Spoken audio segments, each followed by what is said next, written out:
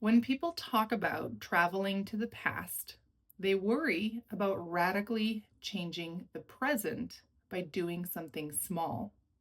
But barely anyone in the present really thinks that they can radically change the future by doing something small. Now, you may have heard a version of this before. I know I for sure have seen something like this float across my awareness in previous days, but it really struck me this morning. And perhaps it struck me a little bit differently, just where I am in my life, what things are looking like. And also, our family is building a new building. And today, the footings are getting poured. If you know anything about building structure, the footings are the concrete, for lack of a better description, they're a concrete square or rectangle that sits below the foundation. And it is literally the part that the building stands on. All right. Translates the load into the ground, disperses it across. It's a whole thing. We're not going to get into like all of the forces that are happening. But today the footings are getting poured. Now, as you know, to build a new structure, it's not as simple as, okay, we're going to build it, bam, we start pouring the footings. This has been a project in the works for a lot of years, actually. I'm going to get, what are we, 2025? So, like 3 years, I think, at least. A lot of planning, a lot of, what's the word I'm trying to think of? Like, excuse me, moving, the word will come to me. A lot of discussion among the family members. There's a lot of people who are invested in this particular location. So we want to make sure that everybody is happy and joyful with what is going forward. So it took a tremendous amount of time to get that planning done. And then once we have the planning done, then it's a matter of, finding someone who's actually going to be able to build the structure. And then it's determining what our budget is going to be. And then it's a billion tiny decisions that stack up to create this amazing piece. And those decisions have to then be translated into physical manifestation. So today is the first real physical manifestation of something going in place. Up until now, it's been a clearing out. We talk about this a lot when it comes to creating a new version of reality in our lives, right? I know I've talked about it on the podcast before. There are countless teachers, coaches, business experts, whatever, that will talk about this idea that it's not really, well, that's an idea. Anyway, well, let's leave it at that. This idea that in order for something new to come in, something, we'll call it old, often needs to be removed. And we have a fear of this removal because I think we're all often really afraid that what is going to be removed is something that we really want to keep. However, when we focus on that, we miss the joy of what is coming in. Now, this has been a really interesting process because the structure that was in place on this particular location has been there upwards of 75 years, I think.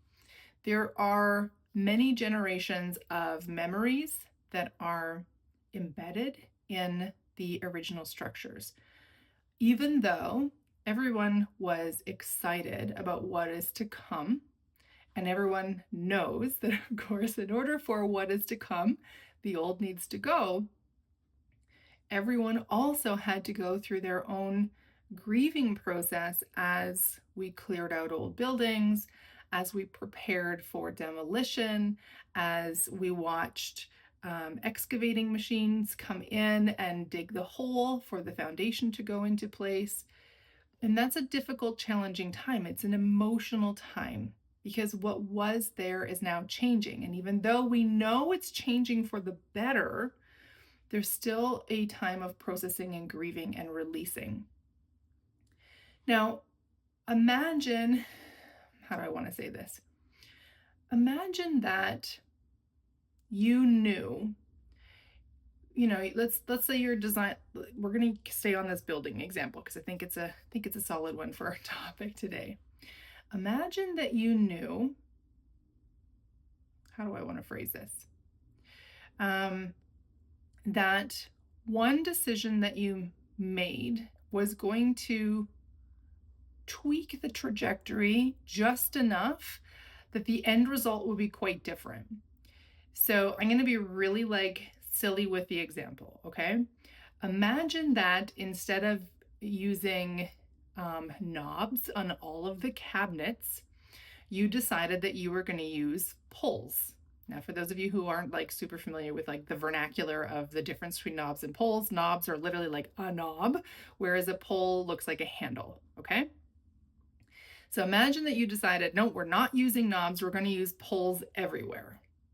And that one decision somehow creates a whole series of shifted realities moving forward.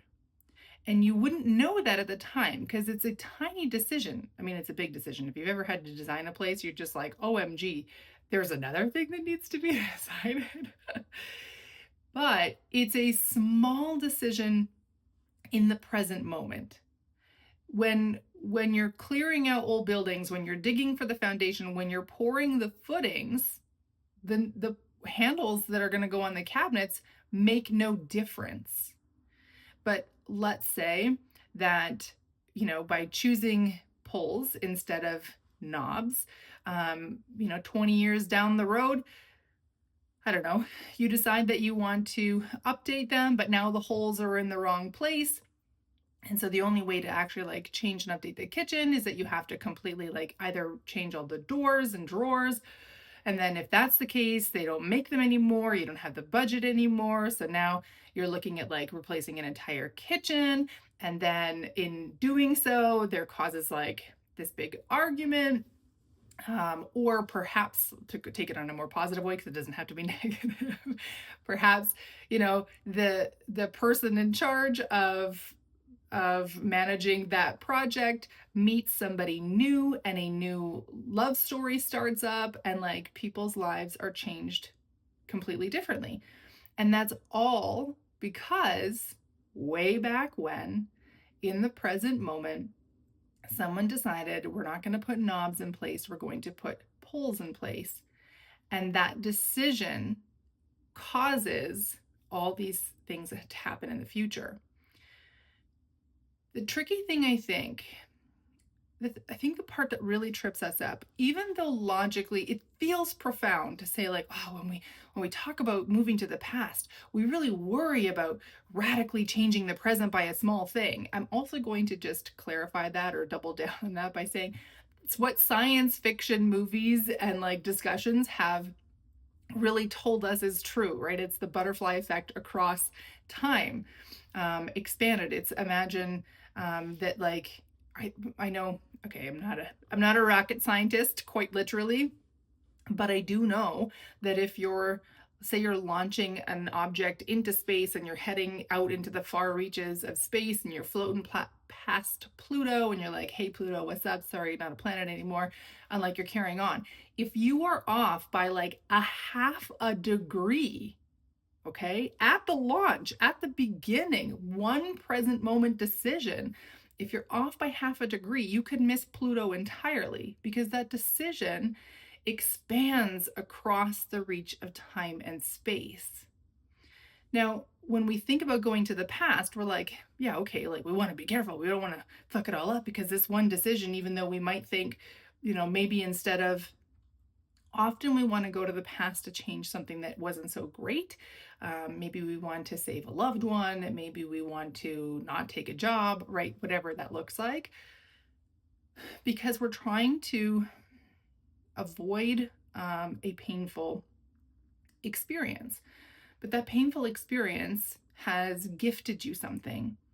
What we logically know, we understand that our decisions today are impacting all of our tomorrows. We get that. There is a much needed there's going to be a word that's going to come to me in a moment here. There's a much needed lag time on that decision. No, that's not correct. All right, it's going to come to me. Let me like say the sentence differently. In order to move through our day to day, we have to create this almost buffer around our decisions, because otherwise we go completely crazy trying to weigh every possible outcome on every single decision, right? If we were to worry that, okay, if I have a handful of nuts as a snack in the afternoon, is that, am I going to choke on a nut? Or is that handful of nuts going to start this, I don't know, habit of having nuts every day? And then am I going to have more and more? And by doing so, then we end up like putting on a whole bunch of weight. I mean, you just can't weigh every single decision every single day with this super long processing of like, what is the possible impact in the future, right? I comes to mind thinking about Steve Jobs and how he famously only ever wore black turtlenecks. And he said, I wear the same thing every day because then I don't have to make that decision, and I can keep that decision making power for the things that really matter.